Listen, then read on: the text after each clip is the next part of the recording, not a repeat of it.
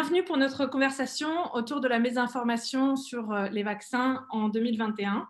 On va parler aussi évidemment de la mésinformation sur les vaccins en 2020, puisqu'on n'en est pas encore sorti. Alors, First Draft a sorti il y a quelques semaines un rapport de fond sur la mésinformation et les vaccins dans les espaces en ligne francophones, anglophones et hispanophones. Ce rapport a été réalisé à partir de données de l'été 2020. Ces éléments nous permettent de mieux comprendre les narratifs portés par les conversations en ligne autour de ce sujet de santé publique majeur. Nous affrontons aujourd'hui encore la pandémie de la Covid-19 au quotidien, autant vous que nous. Nous sommes à l'aube de campagnes de vaccination massive qui sont porteuses d'espoir pour l'année 2021, mais aussi de peur primale et de dénigrement dans un environnement où les incertitudes restent dominantes en termes d'information. Devant des enjeux aussi cruciaux, que peuvent faire les chercheurs, les médias, les fact-checkers, les gouvernants, les organisations de santé? Quels sont leurs champs d'action, mais aussi leurs responsabilités face à la mésinformation en ligne sur ces sujets? Nous en parlons aujourd'hui avec Julie Charpentras, journaliste spécialiste des questions de santé et d'environnement à l'AFP Fact-Check, avec Leonardo Heyerdahl, docteur en anthropologie spécialisé dans la santé globale à l'Institut Pasteur, et Seb Coben, mon collègue analyste-chercheur à First Draft et co-auteur de notre rapport sur la mésinformation et les vaccins. Alors, un petit point logistique, vous pouvez participer à la conversation d'aujourd'hui par le biais de la fonction chat conversation, que donc certaines et certains d'entre vous ont déjà commencé à utiliser. Merci de bien faire de vos commentaires en sélectionnant l'option tout le monde, tous les participants, pour que tout le monde puisse voir vos questions et vos commentaires, et nous en particulier. Vous pouvez poser vos questions à tout moment, mais nous prendrons plus particulièrement des questions d'abord après une présentation du rapport par Seb Coben, puis après un entretien avec nos intervenants et notre intervenante. Nous allons aussi évoquer quelques ressources à la fin et vous les envoyer ensuite dans un mail de suivi de ce webinaire qui est enregistré et sera disponible dans quelques jours sur notre chaîne YouTube. Alors, quelques mots rapides sur First Draft, qui est une organisation qui soutient et informe la lutte contre le désordre informationnel par des projets collaboratifs entre médias, formation et recherche. Donc, chez First Draft, nous travaillons à accompagner les usagers du web avec des connaissances, une meilleure compréhension et des outils pour développer de la résilience face à des informations fausses, préjudiciables et trompeuses. On travaille beaucoup, en particulier avec les organisations de médias. Quelques mots d'introduction sur les intervenants et intervenantes qui nous font le plaisir d'être à nos côtés aujourd'hui. Alors, ils vont se présenter eux-mêmes en quelques mots qui vont nous permettre de comprendre quels sont leurs points de vue, d'où ils parlent et de comprendre aussi leur expertise sur ce sujet. Alors, Julie, est-ce que je peux vous demander de vous présenter en quelques mots? Bonjour à tous, merci d'être là. Donc moi je suis journaliste à l'AFP depuis une quinzaine d'années. Donc j'étais journaliste dans l'AFP traditionnel, c'est-à-dire à l'écriture des dépêches. Depuis l'année dernière, j'ai rejoint l'équipe de fact-checking, voilà, spécifiquement.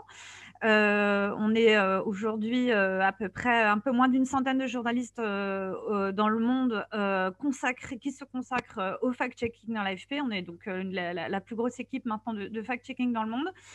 Et je suis spécialisée dans les questions d'environnement et de santé. Inutile de préciser que depuis que j'ai pris mes fonctions l'année dernière, c'est la santé qui, évidemment, a occupé l'essentiel pour ne pas dire 100% de mon travail. Et juste avant de rejoindre l'équipe de fact-checking, j'étais correspondante à San Francisco. Je le précise parce que du coup, j'étais amenée en fait à couvrir déjà tout ce qui était les déboires de Facebook en termes de désinformation, notamment Cambridge Analytica et tout ce qui était manipulation et désinformation via les réseaux sociaux. Donc, j'avais déjà eu cet avant-goût avant qui permet de voir une vision un petit peu plus globale.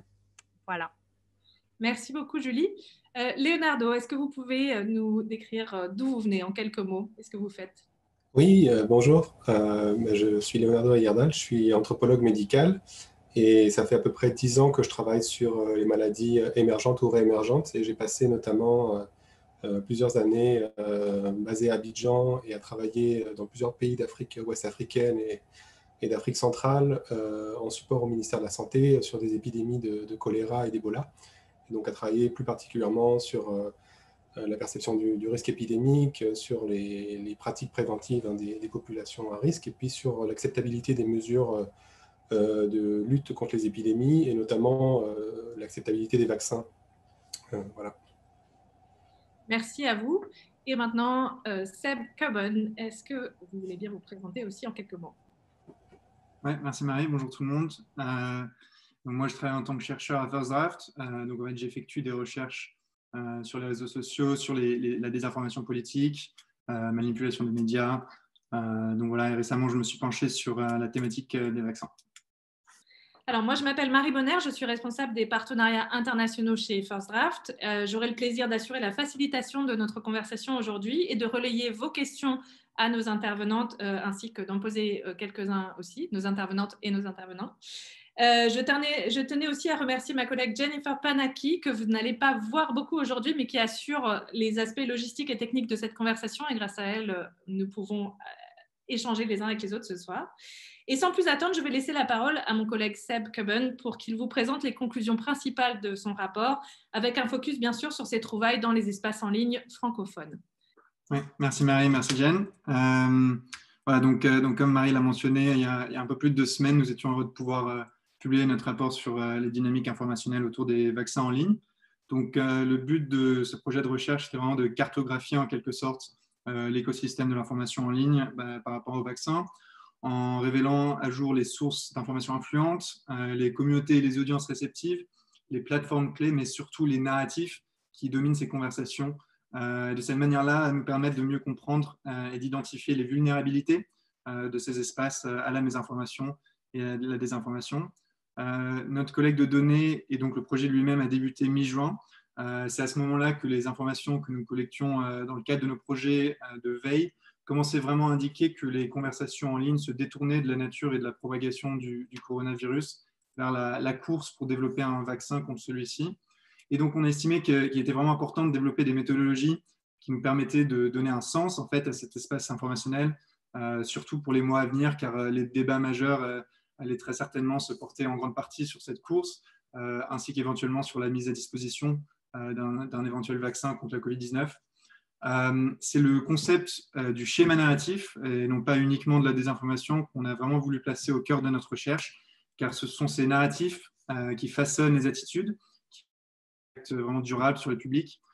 C'est des éléments de contenu individuel tels que les publications sur les réseaux sociaux peuvent s'additionner et finalement s'aligner pour dessiner une vision du monde, une façon d'expliquer les événements. Et en tant que tel, c'est eux qui génèrent vraiment des narratifs influents sur lesquels les gens se reposent pour ensuite donner sens aux nouvelles situations et aux nouveaux développements. C'est également la raison pour laquelle, malgré la situation avec le Covid-19, qu'on a choisi d'analyser les conversations autour de tous les vaccins, pas seulement celles autour des vaccins de la Covid-19, afin de pouvoir vraiment identifier les narratifs dominants en rapport aux vaccins qui étaient ou qui pourraient être adaptés et appliqués à un vaccin contre la Covid-19 à l'avenir. À travers les projets de veille, on avait également remarqué que ces narratifs en fait, semblent différer de manière significative d'une langue et d'une région à l'autre, et on voulait tester en quelque sorte si c'était en fait vraiment le cas. Donc, on a identifié 6 thèmes principaux de conversation et après, voilà, donc les narratifs en dessous de cela. Et donc, voilà, donc il y en a certains qui chevauchent entre ces thèmes, mais nous avons vraiment essayé de décortiquer ces nuances et les divers aspects sous-jacents de ces différents narratifs complètes du rapport. Mais dans l'ensemble, comme vous pouvez le voir, les publications qui concernent les mobiles politiques et financiers du développement des vaccins et celles des acteurs et des institutions qui y sont liés sont autant ou même voire plus influentes que celles qui portent sur la sûreté, l'efficacité et la nécessité des vaccins. Et ceci est malgré la prépondérance des narratifs liés aux besoins ou l'absence d'un vaccin contre la Covid-19, par exemple. Et on a constaté que les 3 principaux sujets de conversation étaient communs entre les communautés linguistiques. Mais on a aussi également constaté que certains sujets, tels que la liberté ou les questions de morale et religieuse, étaient propres à certaines langues et régions, tandis que les narratifs dominants parmi les thèmes principaux diffèrent souvent considérablement d'une langue à l'autre. Donc sur la slide suivante, je vais présenter le deuxième objectif. Je ne sais pas si on arrive à voir la slide suivante. Et en fait, notre deuxième objectif, c'était d'identifier les zones clés de vulnérabilité dans ces espaces d'information en ligne qui étaient non seulement déjà en train d'être exploitées par la mésinformation, mais aussi celles qui avaient le potentiel de devenir des problèmes encore plus importants dans les mois à venir. Et donc, dans le rapport, on qualifie ces sujets comme des manques informationnels, c'est-à-dire des situations dans lesquelles des niveaux élevés de demande pour l'information sur un sujet ne sont pas suffisamment servis par une offre d'information fiable. Donc, contrairement au concept des vides informationnels, où il n'y a tout simplement pas de résultats des moteurs de recherche, ni d'informations qui sont facilement disponibles, les manques, c'est des situations dans lesquelles les résultats existent, mais ils sont souvent trompeurs, déroutants, faux ou même parfois dangereux. Donc, par exemple, le premier que nous mentionnons dans le rapport, la technologie de l'ARN messager, évidemment, s'est retrouvé sous l'œil médiatique ces dernières semaines suite aux annonces de Pfizer et Moderna. Et les plateformes se sont depuis rendues compte de la vague de mésinformation autour de l'ARN et de la modification de l'ARN qui semble avoir augmenté de manière significative depuis septembre. Alors, bien sûr, la complexité technique qui est associée à un bon nombre de ces manques informationnels rend la production d'informations courtes et accessibles extrêmement difficile. Mais si on répond très tôt à ces manques informationnels avec des informations fiables, on peut tenter d'empêcher la mésinformation et la désinformation vraiment de s'installer. Et ce manque informationnel autour de la technologie ARN, par exemple, ainsi que celui du poliovirus dérivé de souche vaccinale, qui est également devenu très problématique récemment, démontrent qu'il peut être possible d'identifier ces vulnérabilités plus tôt et donc de permettre des interventions proactives. Dans le rapport, on détaille également quelques tactiques de désinformation que nous avons remarqué être utilisées par des diverses sources en ligne pour profiter de ce type de manque. Bien que ces tactiques puissent souvent être associées à des opérations d'influence ou d'information ou à des acteurs étrangers, il existe des tactiques assez simples et d'autres peut-être plus subtiles qui vont jouer au-delà d'une simple régurgitation d'anciennes tropes de mésinformation et qui sont utilisées par des communautés anti-vaccins et des groupes complotistes qui sont très actifs, très dévoués sur les réseaux sociaux, qu'ils utilisent pour créer et diffuser leur contenu sur le web de manière plus efficace. On a également remarqué une augmentation des narratifs de désinformation sur les vaccins provenant de sources qui sont connectées ou qui sont dédiées à l'amplification de narratifs de sources étrangères, qui visent à réduire la confiance en les institutions politiques et scientifiques occidentales liées au vaccin, y compris vis-à-vis du vaccin anti-poliomyélitique et plus récemment des vaccins de Pfizer et Moderna contre la COVID-19, en plus de celui de Oxford sur lequel le média britannique The Times avait réalisé une enquête très récemment dévoilant les détails de cette campagne de désinformation. Donc dans le rapport, comme Marie l'a mentionné, on a inclus 3 parties consacrées à l'analyse de tendances et de narratifs propres à une communauté linguistique, y compris la communauté francophone sur laquelle on va se concentrer aujourd'hui. Donc, je vais très rapidement présenter certaines de nos découvertes sur les plateformes ainsi que les narratifs dominants qui ne sont pas toujours directement liés à la désinformation, mais qui peuvent souvent bénéficier d'une amplification par des publications trompeuses. Les données qu'on a collectées sont en grande partie issues des espaces français, mais nous avons réussi également à analyser des publications Facebook qui provenaient de nombreux pays francophones européens, tels que la Belgique, la Suisse, ainsi que celles de la région du Québec et des pays francophones africains, en particulier l'Afrique centrale et l'Afrique de l'Ouest. Donc, une des particularités des espaces francophones est la présence disproportionnée de théories du complot par rapport au vaccin, car non seulement est-ce que ces publications étaient plus nombreuses que celles qui portent sur les questions morales et de liberté individuelle, mais aussi plus nombreuses que le total des publications complotistes dans les espaces francophones et hispanophones. Ce que nous avions trouvé intéressant aussi, c'est que comme dans les espaces francophones, ces théories du complot qui sont typiquement associées à des communautés de niche, commencent à devenir de plus en plus populaires auprès de communautés beaucoup plus larges, plus mainstream, entre guillemets, tels que les grands groupes anti-gouvernement. De plus, Instagram et les pages Facebook sont vraiment les plateformes qui abritent le plus de narratifs complotistes en anglais et en espagnol. Mais sur les espaces francophones, c'est surtout les groupes Facebook qui sont les espaces clés. On a retrouvé plus de ce genre de publications que sur Instagram et Twitter réunis. Alors, les spécialistes de l'information anti-vaccin connaissent bien le rôle majeur que jouent les contenus visuels, qui sont très, très souvent émotionnels. Et c'est un élément qu'on a très clairement retrouvé dans notre analyse. Au total, 51% des publications les plus virales que nous avons recueillies contenaient un type de média, que ce soit une photo ou une vidéo, ce qui est nettement supérieur à d'autres sujets de conversation en ligne.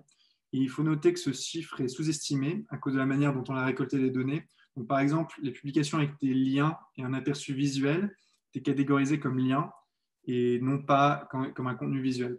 Pour les publications francophones en particulier, seuls 11,5% de celles sur Facebook ne comportaient pas de contenu visuel et seulement 26% sur Twitter qui on le sait, une plateforme qui est normalement dominée par des textes écrits. Et parmi ces contenus visuels sont les vidéos long format sur Facebook, c'est-à-dire les vidéos d'une demi-heure, d'une heure ou même plus. Je vois la réaction de Julie, on va peut-être en parler plus tard, qui commence vraiment à jouer un rôle clé. Et cela présente bien évidemment des difficultés pour la vérification de faits d'un point de vue pratique, comme c'est le cas pour les contenus YouTube. Donc maintenant, je vais passer aux narratifs qui dominent les espaces francophones, en commençant par ceux qui s'inscrivent dans le thème de la sûreté, de l'efficacité et de la nécessité des vaccins. Donc, premièrement, on a un narratif selon lequel les vaccins en général, pas seulement celui de la COVID-19, seraient inutiles. Donc, on retrouve beaucoup de versions différentes de ce narratif, y compris que le système immunitaire serait plus performant qu'un vaccin et donc rend ce dernier inutile, voire dangereux. Mais plusieurs de ces narratifs dans les espaces francophones portent surtout sur l'hydroxychloroquine. Donc, son efficacité est toujours plus ou moins contestée, mais des statistiques trompeuses telles qu'une efficacité à 99% sont régulièrement citées pour nuire à la confiance envers les vaccins. On retrouve également des anciennes tropes de mésinformation, comme les liens entre les vaccins et l'autisme, malheureusement. Et comme on peut le voir sur les captures d'écran que j'ai mis en bas à droite, certaines de ces publications visent vraiment explicitement les audiences hésitantes. Comme je l'ai mentionné, il y a de nombreuses vidéos de plus d'1 heure qui visent à promouvoir la mésinformation en rapport à la sûreté des vaccins. J'ai mis un exemple en bas à gauche. Next slide. Pour les narratifs qui portent sur les mobiles politiques et financiers du développement des vaccins, et y compris les organisations qui y sont associées, il y a 3 narratifs précis au cœur des conversations francophones. Donc, d'une part, la notion que le développement des vaccins est purement motivé par l'argent, et en plus, cette motivation financière nuit directement à la sûreté des vaccins. Ensuite, il y a l'idée que les médias de masse sont plus ou moins contrôlés par les lobbies pharmaceutiques et qui créent une atmosphère anxiogène par rapport à la COVID-19 de manière très délibérée pour promouvoir la nécessité des vaccins. Et finalement, on a la notion que les populations africaines seraient des cobayes qui seraient délibérément sélectionnés pour participer à des essais cliniques, car les laboratoires pharmaceutiques et les organismes internationaux de santé jugeraient qu'il serait non contraignant, voire désirable même de sacrifier ces populations. Finalement, les narratifs complotistes dominants sont ceux qui qualifient les campagnes de vaccination comme une étape vers une dystopie transhumaniste dans laquelle les populations seraient tracées en masse, comme on peut le voir avec l'exemple à la droite de l'écran. En plus des narratifs de traçage de masse, on retrouve des théories du complot concernant la dépopulation, la stérilisation ciblée. On aperçoit que l'importance des mèmes, et ceux-ci sont souvent traduits en anglais par des communautés, notamment les communautés québécoises, qui jouent un type de rôle de pont transatlantique en quelque sorte, et en exportant notamment des narratifs qui fusionnent les arguments de liberté individuelle avec les théories du complot vers des espaces francophones européens comme la France, la Belgique, la Suisse, etc. On voit également que ces théories du complot, telles que celles du Great Reset, du traçage, d'une stérilisation de population, touchent de plus en plus les pays africains. Donc, peu après la victoire de Joe Biden aux États-Unis en début novembre, on a trouvé de très nombreuses publications qui circulaient au sein de communautés de pays tels que le Nigeria, le Burkina Faso, le Congo et la Côte d'Ivoire, qui suggéraient en fait que Trump se serait battu contre les institutions qui voulaient promouvoir des campagnes de vaccination en Afrique, et aussi que Biden allait imposer des vaccins de Soros et de Bill Gates aux pays africains. Et donc, c'est des publications qui sont difficiles à... Évidemment, ce n'est pas qu'elles sont factuellement fausses, c'est difficile de produire une vérification dessus, mais encore, on voit qu'elles amplifient, qu'elles ajoutent à des narratifs plus larges. Et donc, je vais juste finir avec cette dernière slide, avec les recommandations qu'on a présentées à la fin du rapport. Alors, mes excuses pour la slide très lourde en texte, j'en raconte, il y en a beaucoup, mais je voulais juste me concentrer sur 2 d'entre elles. Donc, la première, le fact-checking effectué sur les plateformes, évidemment, est essentiel et il continue de jouer un rôle clé dans la lutte contre la mésinformation, en particulier en offrant une pluralité d'informations que les usagers du web ont parfois tendance à éviter en suivant uniquement des sources d'informations très similaires. Mais pour complémenter, pour ajouter à cette approche, il faut également qu'on pense à des manières de promouvoir des messages proactifs et des informations de qualité sur des sujets plus larges, plutôt qu'uniquement des publications individuelles. et de cette manière s'assurer que des messages peuvent rivaliser avec des narratifs trompeurs qui sont plus généraux. De même, et ça on le constate de plus en plus, il y a malheureusement de nombreuses conséquences involontaires associées à des politiques strictes de modération de contenu, telles que la conduite d'usagers vers des plateformes non censurées, qui sont non seulement plus difficiles d'accès au niveau de la veille, qui peuvent également entraîner une polarisation encore plus extrême, avec des usagers qui naviguent ensuite uniquement sur ces espaces qui sont encore plus niches. Et on constate de plus en plus ce phénomène avec les vaccins, en particulier dans les espaces francophones, par exemple, où des liens vers des vidéos explicatives trompeuses les sont hébergés sur des plateformes telles que Odyssey, et ces liens sont partagés de plus en plus sur des grandes plateformes telles que Facebook et Twitter, et commencent à vraiment générer beaucoup plus d'interactions. Et juste pour finir, avec la 5e recommandation, depuis les annonces de Pfizer, Moderna et AstraZeneca, on a observé que les schémas narratifs dominants continuent de s'adapter au contexte des nouveaux développements par rapport aux vaccins, et d'autres qui étaient auparavant moins importants commencent vraiment à prendre plus d'ampleur.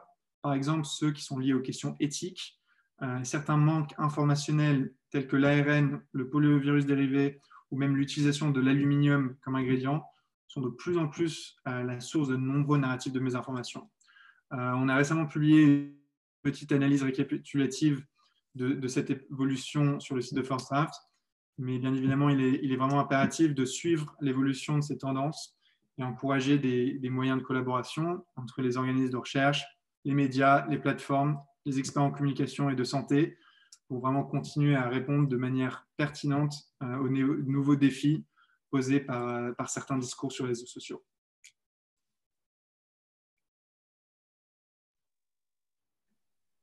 Merci beaucoup. Alors, je sais qu'il y a déjà des questions. En fait, on a une première question dans la boîte de chat qui dit « Avez-vous des éléments d'explication de cette prégnance des théories complotistes dans les communautés francophones par rapport aux autres communautés linguistiques ?» Ouais, ça, c'est une super question et je pense, je suis sûr que Julie aussi peut-être des idées par rapport à ça. Je pense que un des facteurs clés, c'est que je pense qu'il y a une plus grande méfiance potentiellement dans les espaces francophones vis-à-vis les mobiles des institutions, les mobiles des acteurs politiques et économiques, parce que parfois on peut considérer que certaines théories du complot sont vraiment assez extrêmes et on n'arrive pas vraiment à les comprendre. Mais en fait, dans la grande majorité des cas, toutes les théories du complot en fait commencent avec un questionnement, et souvent un questionnement très sain, des mobiles politiques et économiques des politiques, des autorités, etc. Et donc, en fait, je pense que, comme je disais, un des facteurs clés, c'est vraiment qu'il y a beaucoup plus je ne sais pas comment dire, mais un manque de confiance très fondamental qui s'est accentué récemment envers les mobiles de ces institutions-là. Merci beaucoup. Je vais voir s'il y a d'autres questions qui arrivent dans la boîte de chat, mais en attendant, est-ce que Julie ou Leonardo auraient soit des questions pour Seb, soit quelque chose à ajouter sur ce que Seb vient de mentionner? Non, moi je voulais rebondir effectivement pour approuver ce que disait Seb, sans que ce soit spécifique au monde francophone, mais qu'il est peut-être particulièrement marqué effectivement. Alors pour le pays que je connais le mieux, qui est la France, sur le point commun et le fil rouge des théories complotistes, et qui effectivement trouve une parfaite illustration dans la question vaccinale, c'est la défiance envers tout ce qui est une prise de parole considérée comme officielle.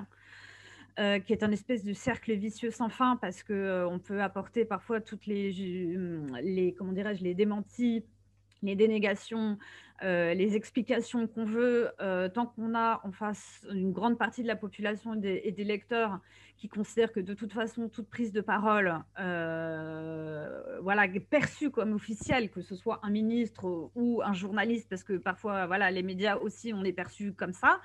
À tort, mais c'est quand même aussi comme ça qu'on est perçu. Il faut être réaliste, mais ça peut être aussi vrai d'un chercheur de l'Institut Pasteur. Enfin, je sais pas, Léonard, ça peut être aussi le cas. Et donc ce cercle vicieux-là, c'est le point commun qu'on a et le fil rouge qu'on a dans le complotisme. Il est particulièrement vrai en France. On l'a vu, alors sans vouloir caricaturer du tout le mouvement, parce que Dieu sait s'il était hétérogène, mais on l'a vu avec le mouvement des Gilets jaunes, qui était aussi un agrégat de beaucoup de choses qui avaient trait aussi à la défiance généralisée envers les prises de parole, envers les politiques, mais aussi les pouvoirs économiques, tout ce qui est pouvoir institué. Et contre ça, la lutte est grande et le défi est immense. Justement, on a un commentaire à ce propos dans la boîte de chat de Olivia Hicks qui dit « Le manque de confiance est renforcé par les mensonges du gouvernement, par exemple, sur les masques qui ne servent à rien. » Oui, moi je voulais rebondir là-dessus aussi, parce que du coup, le vaccin, c'est un bon exemple, en tout cas en France, parce que à la base, la France était plutôt connue comme un pays pro-vaccination, notamment du fait de son histoire. Je ne veux pas jeter des fleurs sur l'Institut Pasteur et tout ça, sur la chapelle et tout ça, mais c'est vrai ça a changé sur les dernières décennies. On a vraiment rattrapé, peut-être même dépassé les pays anglophones dans la contestation vaccinale. Alors, il y a toujours eu des contestations vaccinales, il y a même eu des émeutes anti-vaccination obligatoire, par exemple en Angleterre à la fin du 19e siècle, etc.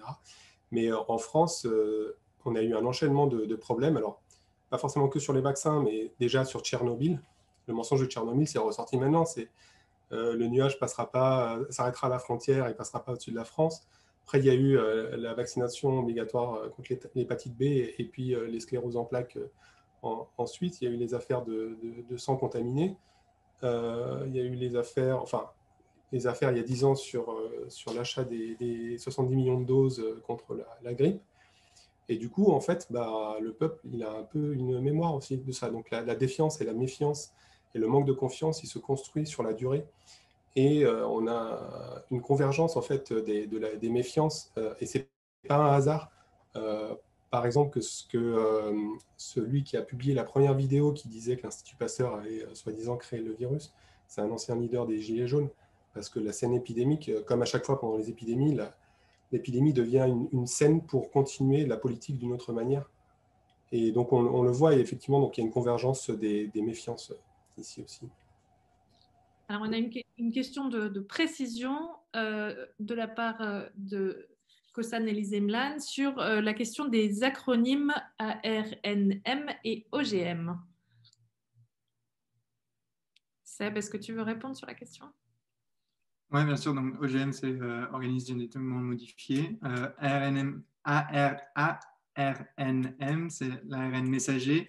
Ça, par contre, en anglais, pardon, ma langue natale, je sais comment le prononcer, mais en français, la prononciation est difficile pour moi. Pas si Julie, vous pouvez m'aider, mais effectivement, c'est Messenger Ribbonic Acid en anglais, mais ouais, français, je ne veux pas me... Alors, je ne suis pas sûre de savoir le dire en français non plus. Est-ce que Julie ou Leonardo sait le dire en français? Non, mais je regarde la page et c'est marqué, c'est un type de vaccin activant le système immunitaire adaptatif au moyen d'ARN messager dont la séquence nucléotide code une protéine identique ou semblable à un antigène d'agent pathogène. Est-ce que je peux me permettre d'essayer de le dire autrement ou pas, mais je ne voudrais pas. Comme on est amené à l'expliquer pour le grand public, donc l'ARN messager, donc on en parle beaucoup. Là, comme le disait Seb, ça revient, on en parle beaucoup depuis les annonces de Moderna et de Pfizer, puisque c'est la technologie sur laquelle repose leur vaccin. Et en fait, il s'agit de créer en laboratoire un matériel génétique qui s'appelle l'ARN, qui ressemble à de l'ADN. Léonard, tu m'arrêtes si je dis des bêtises. Qui ressemble à l'ADN, c'est du matériel génétique. Il est dit messager parce que techniquement, quand on va injecter le vaccin, cette molécule va donner comme instruction génétique à la cellule de l'organisme de créer des protéines qui sont celles du virus, mais qui sont inoffensives, et qui vont donc apprendre à l'organisme à créer des anticorps, ce qui est le principe de la vaccination. Et donc, si par la suite, notre organisme rencontre le virus, il aura déjà appris à créer des anticorps contre le SARS-CoV-2. En résumé, c'est très important en termes de désinformation aussi, parce qu'il s'agit d'une technologie vaccinale qui a l'air pour l'instant, au regard des premiers résultats, dont une partie vient d'être officiellement publiée dans le Lancet, Non, ça c'est pour un autre vaccin, pardon. Au regard des premiers résultats sur ces différents types de vaccins à ARN messager, ça a l'air de fonctionner et c'est une nouvelle technique vaccinale en fait qui jusqu'à présent n'avait pas encore prouvé qu'elle fonctionnait sur l'homme en fait. Et c'est pour ça, pour revenir sur la désinformation, comme c'est une technique nouvelle qui peut sembler comme ça à brûle-pourpoint un petit peu inquiétante parce qu'on parle d'ADN, parce qu'on parle de génome, parce qu'on parle d'instructions génétiques et que c'est méconnu et que c'est complexe et que c'est technique, ça crée immédiatement ce qu'évoquait Seb tout à l'heure, à savoir le vide informationnel. Et en l'absence de connaissance du grand public là-dessus, ce qui est normal puisqu'il s'agit de choses dont on avait finalement tout un chacun jamais entendu parler, sauf si on était des scientifiques spécialisés en la matière. Et évidemment, ça crée des interstices, plus que des interstices, des vides dans lesquels s'insère très, très, très rapidement la désinformation. On avait commencé à parler de l'ARN messager dès cet été. On avait commencé à regarder un petit peu comment expliquer tout ça. Et puis, effectivement, avec donc les annonces de Pfizer et Moderna, puisqu'il s'agit avec AstraZeneca, qui a une autre technique vaccinale, des vaccins les plus avancés pour l'instant, ça donne lieu à énormément de désinformation, notamment avec l'idée qui est fausse que ces vaccins sont susceptibles d'altérer notre propre ADN. Et en fait, on a fait expliquer à beaucoup de spécialistes et de scientifiques selon lesquels c'est techniquement pas possible en fait que ça puisse venir altérer notre ADN. Mais c'est une source de désinformation massive. C'est pour ça que c'était très présent, je pense, dans les exemples de désinformation cités tout à l'heure. Je ne sais pas si c'était clair, pardon. Mais... Ici, c'était tout à fait clair. Merci à tous ceux qui ont mis des commentaires en fait, dans la boîte de chat, mais n'hésitez pas à mettre panélistes et tout le monde, ou panélistes et participants. Je ne sais pas comment ça apparaît en français, parce que du coup, là, pour l'instant, j'ai l'impression que vous nous envoyez vos réponses qu'à nous en tant que panélistes, et du coup, elles ne profitent pas forcément à tout le monde. Donc, n'hésitez pas à les donner à tout le monde. Justement, pour rebondir en fait sur cette question des manques informationnels, comment est-ce en tant qu'organisme de presse, comment est-ce qu'on travaille la matière médiatique, en fait, l'information elle-même, pour éviter, dans une période qui a tellement d'incertitudes et où on est vraiment dans un flot d'incertitudes depuis le mois de février-mars dernier, comment est-ce qu'on travaille en fait pour délivrer une information qui soit fiable et qui ne génère pas justement beaucoup de manque informationnel?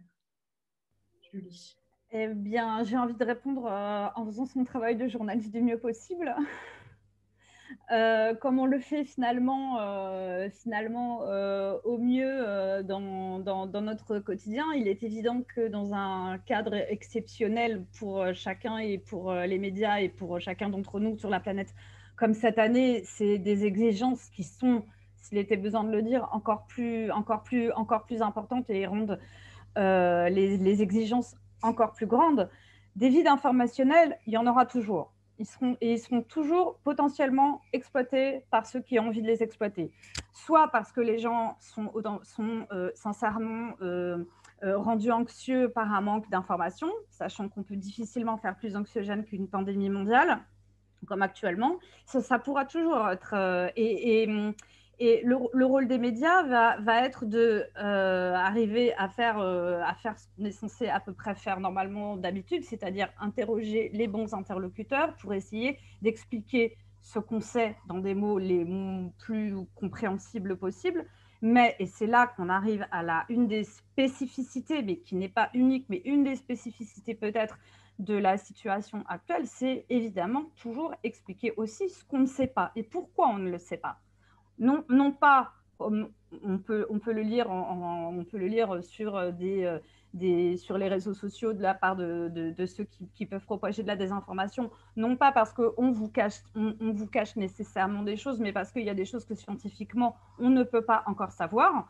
Par exemple, on ne peut pas encore savoir quelle est la durée de protection des vaccins, puisque la maladie n'est connue que depuis une petite année, que les vaccins ont commencé plus tard et qu'on a commencé à vacciner les gens dans les premiers essais il y a quelques mois seulement. Donc ça, c'est des choses qu'on peut expliquer. On ne le sait pas, on le saura dans quelques temps, et des choses on ne le sait pas, peut-être on ne le saura jamais, mais ce n'est pas forcément disons que s'il y a un vide informationnel au sens que c'est des questions auxquelles les scientifiques n'ont pas de réponse, et si les scientifiques n'en ont pas, nous n'en avons pas davantage, mais il faut d'une certaine façon remplir ce vide en disant, il ne sait pas qu'il y a un trou dans l'information, c'est que l'information, c'est qu'on ne la connaît pas finalement. Je ne sais pas si... Vous voyez, c'est comme ça qu'on peut faire en fait.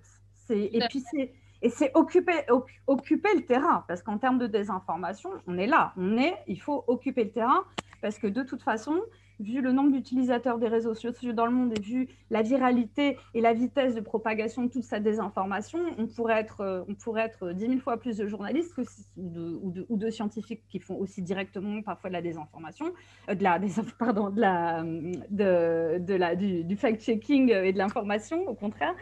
On pourrait être, je veux dire, le combat est profondément inégal. Donc, de toute façon, le vide informationnel, on peut toujours, on continue à essayer de boucher les trous en répondant au maximum de questions, mais il y aura toujours des questions. Mais il faut être le plus transparent et surtout, j'en reviens toujours à ça, quand les scientifiques ne savent pas, quand on ne sait pas, on le dit.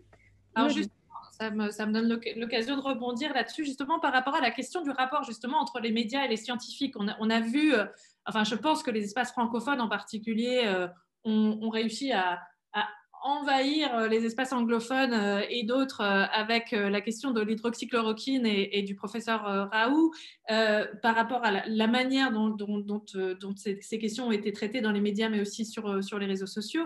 Et on a vu aussi que pour plein d'autres raisons, les scientifiques ont eu aussi beaucoup plus la parole dans les médias pour de l'information, mais aussi pour parfois de la mésinformation ou de la désinformation, comme vous le disiez à l'instant d'ailleurs, même si ce n'était pas ce que vous vouliez dire à la base. Du coup, je me demandais, et ça c'est peut-être d'abord une question à Leonardo et Yerdal, c'est comment est-ce qu'on peut mieux présenter en fait la recherche scientifique dans les médias, comment est-ce qu'on peut du coup espérer aussi peut-être une meilleure collaboration, une meilleure compréhension entre journalistes et scientifiques sur la manière de présenter les choses. Est-ce que c'est des travaux qui sont déjà en cours ou pas? Oui, je pense, mais déjà, je pense que l'exemple de Raoult est intéressant, et il est difficile, mais c'est intéressant, notamment de se demander pourquoi est-ce qu'il a choqué, en fait. Et ce n'est pas forcément sur le fond, parce qu'effectivement, il y avait une grande incertitude. Au démarrage, on ne savait pas, enfin, et même jusqu'à aujourd'hui, les effets de l'hydroxychloroquine, etc., son efficacité, l'innocuité, etc., c'est toujours en débat. Mais c'est peut-être plus aussi sur le fond, en fait, c'est sur la manière de faire. On ne s'attendait pas forcément à ce qu'il y ait un professeur qui débarque avec les cheveux longs, les bagouzes, et qui commence à parler en pointant du doigt, etc. Et en fait, ce qui était en train de se dérouler à ce moment-là, c'était en fait la science en action, c'est de la science par la controverse. Et c'est quelque chose qui n'est pas forcément... Enfin, ça ne fait jamais plaisir, mais ça fait partie du cœur de la science de débattre. Mais la différence, c'est que normalement, ça se passe à huis clos. Ça se passe par des relecteurs anonymes, ça se passe par des comités. Mais là, on l'a vu sur la place publique, ça faisait un peu... on lave le linge sale en public. Mais la controverse est normale dans la science et l'objectivité dans la science, elle s'acquiert par l'objection des autres, puisqu'on énonce des faits et puis en fait les autres nous contredisent. Et quand on arrive à argumenter et à montrer qu'on a raison et que les autres se taisent, qu'ils arrêtent de faire des objections, on arrive plus ou moins à un consensus scientifique. Et c'est vrai que ce processus-là, normalement, il est beaucoup moins violent et il se fait à huis clos. Et donc peut-être qu'une des choses qu'il faut faire, c'est déjà...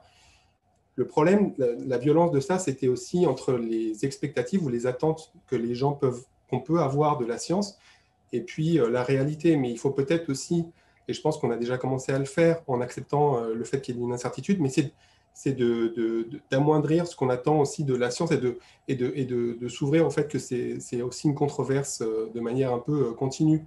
Et je pense à l'idée notamment de l'inoculation sociale, le social inoculation. Alors c'est pas très beau comme mot, mais l'idée, c'est de présenter des morceaux de données, de connaissances aux gens pour qu'ils puissent se prémunir de certains discours.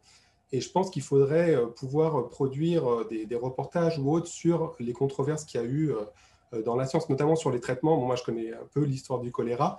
Il y a eu des médecins qui se sont battus en duel jusqu'à la mort pour savoir lequel avait le meilleur traitement. Il y a toujours eu des controverses très, très dures.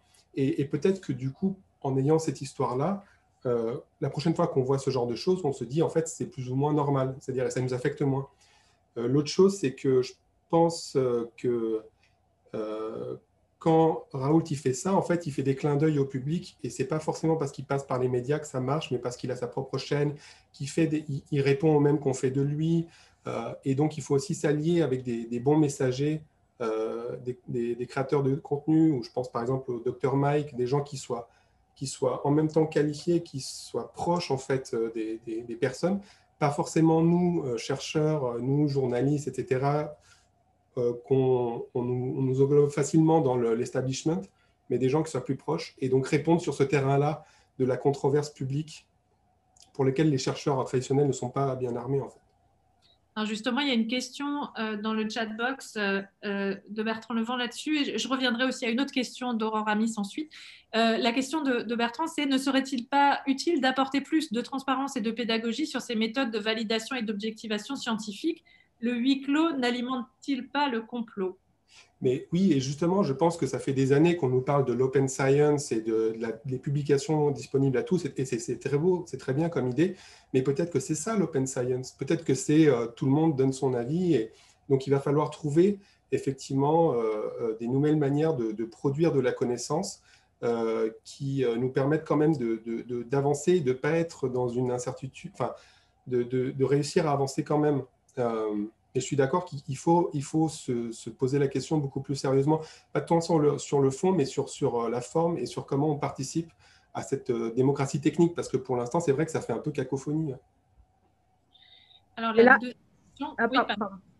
Non, non, parce que ce que je voulais dire pour rebondir, c'était que justement, en plus, en l'occurrence, pour rebondir sur ce que vient de dire Leonardo, c'est que là, en plus, cette année, on a vu une espèce de choc entre effectivement ce qui est de l'ordre de la controverse scientifique normale, mais qui effectivement n'était pas arrivé jusqu'au grand public. La plupart du grand public ne sait pas que ça fonctionne comme ça et que c'est normal.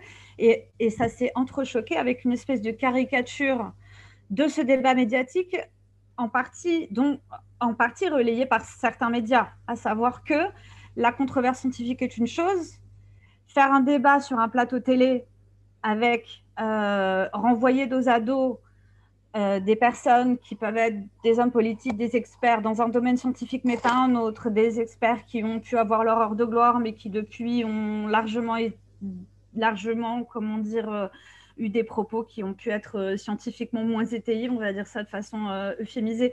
Le problème, c'est ça, c'est que du coup, le débat scientifique, il a été en partie caricaturé auprès du grand public. Et pour ça, pour le coup, je pense qu'il faut être transparent là-dessus. Une partie des médias a sa responsabilité.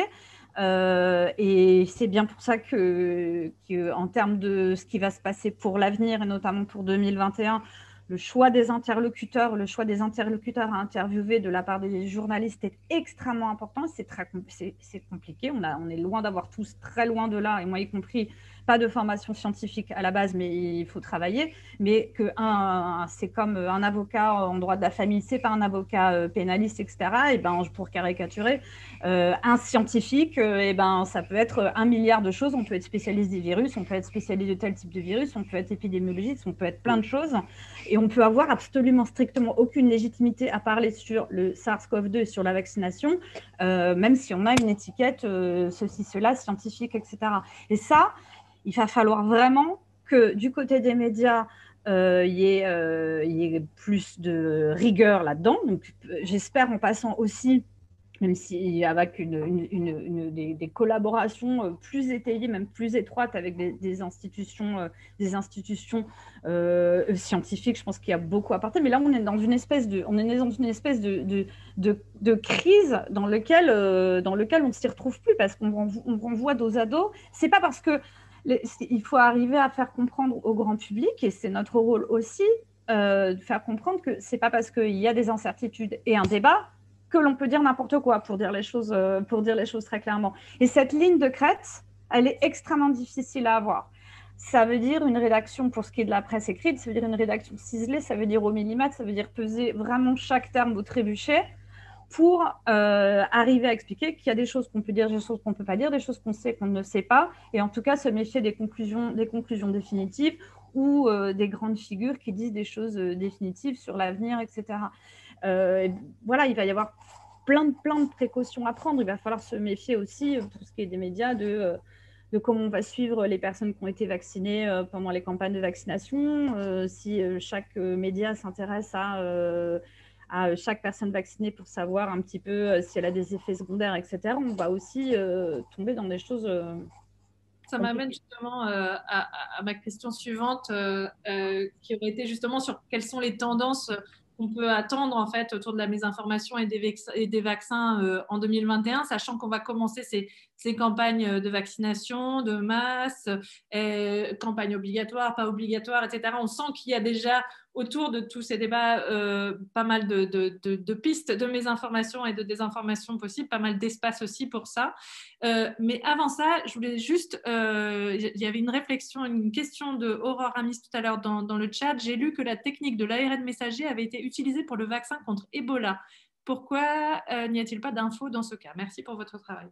Peut-être juste un point sur Ebola avant de partir sur la désinformation, les tendances de la désinformation sur 2021. Je ne sais pas si l'un de vous a une info sur la question de Ebola et de la technique ARN messager. Je ne suis pas sûre que ce soit le cas.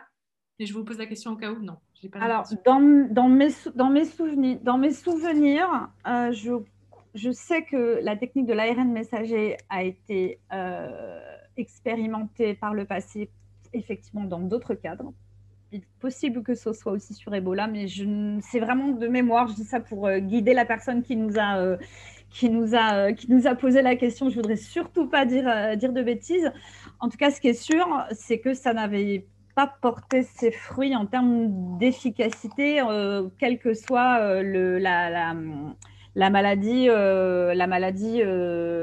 pour laquelle ça avait été expérimenté. C'est vraiment de mémoire, histoire de donner une indication, mais j'invite à pousser les recherches. Le manque informationnel là-dessus. Pour le coup, voilà. C'est donc, si on revient à la question de 2021, de cette question de perspective des vaccinations, de masse ou pas, obligatoire ou pas, est-ce que vous observez justement déjà des tendances de ce qu'il faudra suivre particulièrement en 2021 autour de ces questions-là, en termes de désinformation et de mésinformation? Oui, alors ça, en fait, ça fait un moment que ça cuisine, parce que nous, on fait aussi une écoute, en fait, une analyse en ligne. On fait des analyses hybrides où on mêle des entretiens sur le terrain avec des personnes réelles, et puis ce qui se dit en ligne, on le fait pour la Croix-Rouge depuis avril. Et déjà en avril, j'avais fait une petite compilation de ce qui se disait sur Twitter, et je me souviens que j'avais fait une requête sur le vaccin et Covid, et la première requête, c'était genre 227 pages de messages, alors qu'on n'y était pas du tout, mais on sent que ça fait depuis très longtemps que ça va être le point culminant, le climax de la discussion. Et donc, je pense que tous les narratifs et les récits que vous avez soulignés ici vont continuer effectivement de se développer, de se recombiner en fonction de ce que dit le gouvernement.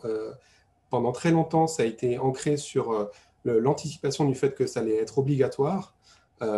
Et en fait, avec l'annonce du gouvernement, ça s'est complètement remétamorphosé. Mais effectivement, il va falloir continuer de regarder de manière très proche, surtout qu'il y a encore une fois des déficits d'information. Là, maintenant, il semblerait surtout sur les effets négatifs. Comme on produit très rapidement un vaccin, alors ce n'est pas tellement la question de la safety, mais c'est sur la question des données qui sont disponibles. Et c'est là-dessus maintenant qu'on voit en fait qu'effectivement, les données ne sont pas disponibles. Et on a même des gens qui sont issus du corps médical et qui commencent à poser des questions en ligne, etc. Donc là-dessus, il va falloir faire super attention. Parce que ce qu'on ne veut pas, c'est qu'il y ait un déficit d'information ou qu'on essaye d'avancer coûte que coûte alors qu'il y a un déficit. Parce que c'est ce qu'on a vu. Moi, j'ai travaillé sur des introductions vaccinales en conditions épidémiques, notamment du choléra dans le passé. Et parfois, il y a cette volonté de dire, bon, le vaccin il a pas l'air d'être super efficace, mais on ne va pas embrouiller les gens, on ne va pas forcément leur dire. Et du coup, derrière, les conséquences sont terribles, parce que dès qu'il y a un cas, les rumeurs, elles se justifient, et du coup, les gens se braquent, et ils ont raison, en fait. Et donc là, en fait, le piège, c'est d'essayer de passer en force et de dire, bon, il n'y a pas assez d'infos qui soient sorties des trials, etc. Et d'essayer donc, je pense qu'il faut vraiment écouter et il va falloir continuer les discussions et pas essayer de passer en force, quoi. Julie, un mot là-dessus aussi? Oui, bien sûr. Il s'agit, je dirais toujours la même chose. Il s'agit de dire ce qu'on sait, ce qu'on ne sait pas. Et effectivement, notamment, nous, on fait à l'AFP, on fait, pour le coup, pas uniquement du tout en fact-checking, mais vraiment sur les dépêches régulièrement des points sur ce qu'on sait, ce qu'on ne sait pas sur la pandémie en général et sur les vaccins. Les questions parfaitement légitimes, parfaitement légitimes, au sens qu'il y a des vraies interrogations autour des vaccins sur, effectivement, comme on disait, sur la rapidité avec laquelle il a été mis au point. Il faut pouvoir expliquer un certain nombre de choses, que toutes les données ne sont effectivement pas publiées et validées dans des revues scientifiques, qu'on manque d'un certain nombre d'informations. Il faut faire aussi attention parce que du coup, là, on voit bien dans la discussion de la façon de aussi, nous, en tant que journalistes, de ne pas tout mélanger. C'est-à-dire qu'il y a,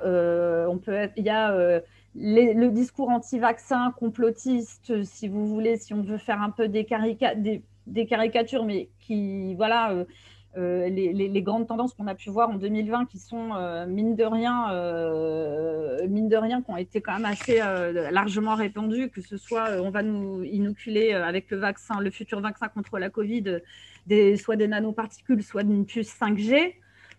Dans un certain environnement, ça peut prêter à sourire, mais ce sont des choses qui sont extrêmement partagées, qu'on entend vraiment énormément. Et ces choses-là, vont continuer. Et après, il faut arriver à avoir l'intelligence et la subtilité et la nuance de faire effectivement la différence avec des questions que effectivement des scientifiques tout à fait sérieux, tout à fait spécialisés des sujets et tout à fait légitimes peuvent poser par rapport à ces questions-là. On en revient toujours à cette difficulté qui va être effectivement d'être extrêmement précautionneux dans la façon dont on aborde ces sujets, sans autocensure, sans censure évidemment, en expliquant les choses et en les remettant dans leur contexte, en rappelant que, évidemment, des effets secondaires pour les vaccins comme pour les médicaments en général, il y en aura. Les remettre dans un contexte général de bénéfices-risques par rapport à la vaccination et toujours remettre ces choses dans le contexte et éviter de tomber dans le travers caricatural des médias, mais qui n'est pas faux, à savoir de s'arrêter à des exemples isolés sans les remettre dans leur contexte. C'est particulièrement important parce qu'on parle de santé publique, évidemment. Tout à fait. Je vous remercie beaucoup. On s'achemine tout doucement vers la fin de cette conversation tout à fait passionnante. Alors, on a une dernière question avant qu'on vous parle un peu des ressources qu'on vous recommande. Une question pour Seb, s'il reste suffisamment de temps. Quels sont les types de narratifs de mésinformation liés à la moralité et à la religion ? Et ça me permet d'ailleurs d'ajouter dans cette question, est-ce qu'il y a des narratifs spécifiques peut-être différents en fonction des différentes régions francophones ?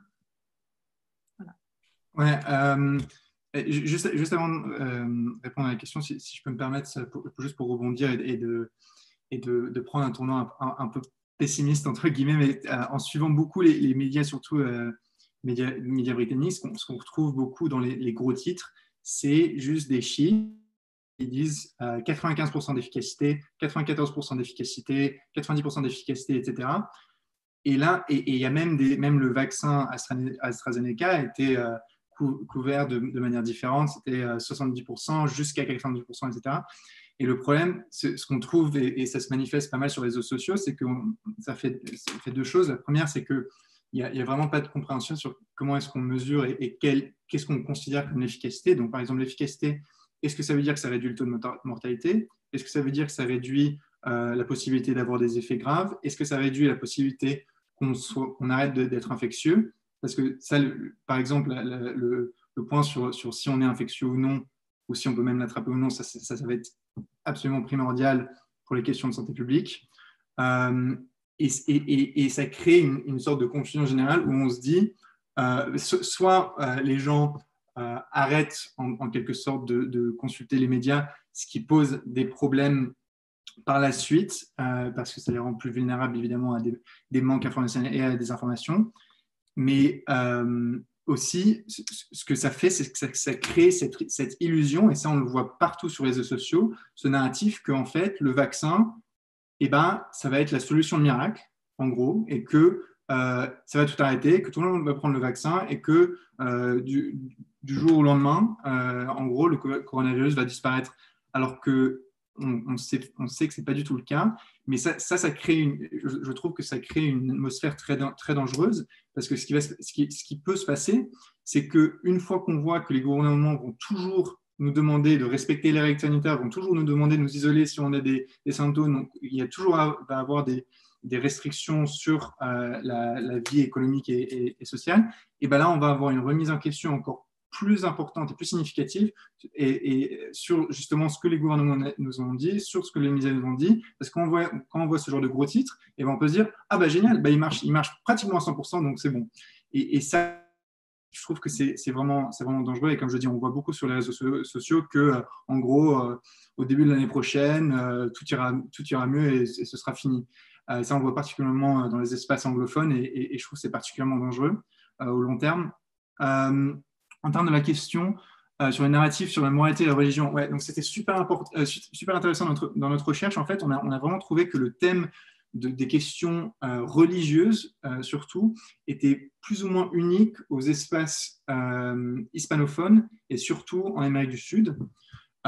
Et en fait, il y avait vraiment deux côtés. Il y avait un côté qui, en gros, voulait que, par exemple, Jésus était derrière le développement du vaccin et qu'il encourageait, que c'était grâce à lui qu'on allait en trouver. Et de l'autre côté, on avait ce narratif qui je suis sûr, je le connais bien, qui est un peu, qui se chevauche un peu avec la théorie du complot. C'est la marque de la bête, cette idée que le vaccin, c'est l'arrivée, en gros, pas de l'apocalypse, mais c'est en gros un objet qui va amener la misère, qui va amener voilà, des choses très mauvaises vont se passer à cause du vaccin. Et donc, en fait, on a vraiment ces côtés-là. Ensuite, à la moralité, alors ça, c'est quelque chose qu'on retrouve plus dans les espaces anglophones, mais aussi hispanophones. Et quelques narratifs récemment enfin, peut-être pas des narratifs, mais des questions qui circulent en ce moment, c'est par rapport à l'utilisation des fœtus et tout. Et ça pose problème, parce qu'il y a pas mal de mésinformations autour de l'utilisation d'embryons et de fœtus dans les vaccins dans les espaces francophones. Et ça c'est malheureusement, ça c'est un élément qui a été utilisé depuis très longtemps par les communautés anti-vaccins pour justement jouer sur les dimensions sentimentales des communautés plus larges, qui sont justement traditionnellement moins adeptes ou moins réceptives au narratif du complot, mais plus sur les questions morales. Merci beaucoup. Alors, il y a Walid Salem qui a fait un petit commentaire que je trouve intéressant dans le chatbox, qui dit « J'ai juste envie de citer Étienne Klein, philosophe des sciences, qui a dit « Si un chercheur honnête dit « je ne sais pas » à la télé, on ne va pas le réinviter ». C'était une interview pour Charlie Hebdo. J'avais envie de dire quasiment la même chose tout à l'heure quand Julie parlait, en disant « Si un journaliste dans un article dit « je ne sais pas », il ne va pas forcément faire beaucoup de chiffres non plus. » Donc, je pense que c'est peut-être un point commun à travailler ensemble entre scientifiques et journalistes sur le fait de travailler sur comment dire « je ne sais pas ». Mais oui, effectivement, c'est tout à fait pertinent et intéressant. Je pense qu'on pourrait continuer cette conversation pendant des heures. Moi, j'ai encore plein de questions, mais malheureusement, on arrive à la fin quand même de cet entretien. Je voulais vous présenter quelques ressources. On voulait vous présenter quelques ressources utiles. Et j'aurais voulu commencer par Julie qui parlait du site d'AFP Factuel et de comment ce site-là justement pouvait être une ressource utile pour tout le monde. Julie, si tu veux nous en parler. Oui, donc il faut savoir que donc à l'AFP, on a, comme je disais tout à l'heure, on a le fil de dépêche traditionnel dont l'essentiel de nos clients sont des clients institutionnels et des médias, mais on a aussi un site internet qu'on appelle le blog AFP Factuel en français. Il existe en fait en une quinzaine de langues. On commence à rédiger dans énormément de langues, puisque la désinformation est mondiale, je ne vous apprends rien. En français, il s'appelle AFP Factuel. En anglais, il s'appelle AFP Fact Check. Donc, les 3 langues principales sont l'anglais, le français, l'espagnol, factual en espagnol. Et sur ce site grand public en accès libre, vous avez tous nos fact-checks, c'est-à-dire qu'en gros, ça part d'exemples de désinformation. Donc, en règle générale, des publications Facebook, c'est le plus souvent, mais pas seulement, ça peut être des vidéos sur YouTube, des tweets, etc. Très partagées, avec des éléments de désinformation, des fausses affirmations, que de la façon, nous l'espérons, la plus pédagogique possible, on explique par A plus B avec des démonstrations, avec des graphiques si nécessaire, en tout cas des démonstrations et des interviews de scientifiques, des remises en perspective. Pourquoi on peut conclure qu'il s'agit de désinformation. Donc, c'est vraiment un outil qui est destiné au grand public, qui regorge d'informations. Il faut savoir aussi que grâce à des systèmes algorithmiques que je vous épargne, quand on pose une question sur Google, par exemple, c'est quoi l'ARN messager, ou est-ce que l'ARN messager peut changer notre ADN, ou est-ce que les masques sont dangereux, etc. Il y a des systèmes algorithmiques maintenant qui permettent en fait à l'internaute de tomber d'abord sur les articles, que ce soit les nôtres ou ceux des autres, sur ces articles de vérification, de sorte que ça permet d'occuper le terrain avec des informations justes et vérifiées, et non pas sur ce qui peut être de l'ordre de la désinformation. Donc c'est à ça aussi que ça sert. On a fait un compte qui est à fin octobre, toutes langues confondues, on a fait plus de 2000 articles de vérification consacrés au Covid. On est même au-delà de ça maintenant, donc il y a de quoi faire. Tous les sujets sont abordés, les masques, les tests PCR, évidemment les vaccins. Ça balaye très large, mais je vous invite à aller consulter notre blog AFP Factuel. On partagera cette ressource donc évidemment dans le mail de suivi qu'on vous enverra. Leonardo ne m'avait pas particulièrement parlé d'une ressource spécifique, mais s'il en a, on les partagera bien évidemment dans le mail de suivi aussi. Alors, nous, on voulait vous signaler aussi qu'on a une lettre d'information quotidienne et hebdomadaire en anglais à laquelle vous pouvez vous inscrire et qui vous permet en fait d'avoir les résultats de notre veille sur des narratifs qui se promènent entre plusieurs pays, qu'on passe un peu à la loupe régulièrement, que ce soit la France, mais aussi l'Afrique francophone, les États-Unis, l'Australie, les espaces sinophones en ligne dans les réseaux sociaux, et on a aussi un collègue en Inde en ce moment, donc ça nous permet d'avoir une idée assez large de comment les narratifs fonctionnent et circulent d'un endroit à l'autre, si ça vous intéresse. Alors, il y a aussi le rapport, évidemment, que mon collègue Seb vous a présenté aujourd'hui, qui est en anglais pour l'instant, qu'on n'a pas l'intention de traduire en français dans un futur proche, mais je vais quand même continuer à faire du plaidoyer interne pour qu'on puisse avoir aussi une version française de ce rapport, ou tout au moins des articles qui permettent d'en avoir les points principaux. Donc, on a produit plusieurs ressources analysant les questions de vaccins et de mésinformation depuis plusieurs mois déjà. Avant le début de la pandémie en Europe, vous pouvez retrouver en ligne ces travaux en anglais sur l'impact de la désinformation sur le vaccin contre la polio au Pakistan, la controverse autour de la dengue et du vaccin aux Philippines, et bien d'autres ressources aussi. Il y a aussi une page fact-checking tout à fait sur le site de l'Institut Pasteur que me signale Julie, et qu'on vous mettra comme ressource aussi dans le mail de suivi, ainsi que celle de l'INSERM. Et ensuite, vous pouvez retrouver nos webinaires précédents en français et en anglais, mais aussi en espagnol et dans d'autres langues sur notre site. Et puis demain, nous avons un autre entretien à 15h heure française avec Global Voices en anglais sur la façon dont les langues peu dotées en termes de ressources médiatiques affrontent la mésinformation et ses impacts. Et la semaine prochaine, le mercredi 16 décembre à 17h, il y aura l'équivalent de notre conversation en français aujourd'hui, mais en anglais, et avec notre co-directrice et directrice US, Claire Wardle, qui fait partie aussi des auteurs et autrices de ce rapport sur les vaccins et la désinformation. Merci à tous. Merci Julie Charpentras, Leonardo Heyerdahl et Seb Cubbon pour avoir partagé avec nous votre expérience et votre expertise en termes de vaccins et de mésinformation. Ce webinaire n'aurait pas pu se faire sans vous. Merci aussi encore une fois à Jennifer Panaki pour son soutien inestimable dans l'organisation de cette conversation. Et enfin, merci à toutes et à tous pour votre attention et pour vos questions tout à fait pertinentes et intéressantes. Merci d'avoir participé à cette conversation avec nous. Bonne continuation et prenez soin de vous où que vous soyez.